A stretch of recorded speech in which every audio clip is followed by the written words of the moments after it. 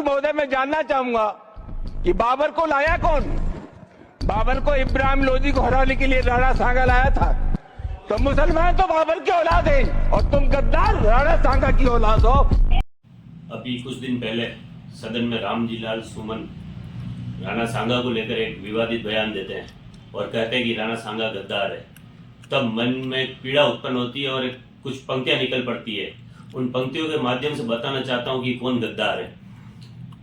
तो अपनी पंक्तियों को शुरू करता हूं कि हे गद्दारी खून में जिनके, हे गद्दारी खून में जिनके बीच सदन चिल्लाते हैं, बाबर की औलादे बनकर बाबर नामा गाते हैं। भूल गए इतिहासों को, पुरखों का कुछ भान नहीं। आलम व दौलत लोदी का तुमको कुछ भी ज्ञान नहीं। पूछो उनके वंशज से, हाँ पूछो उनके वंशज से, कैसे दुम दबाकर भागे थे। जान बचाने वो सांगा से कितने हिस्से त्यागे थे।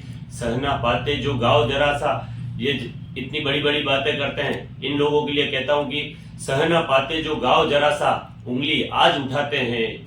गाँव 80 थे जिसने खाए, उन्हें गद्दार बताते हैं। गाँव 80 थे जिसने खाए, उन्हें गद्दार बताते हैं।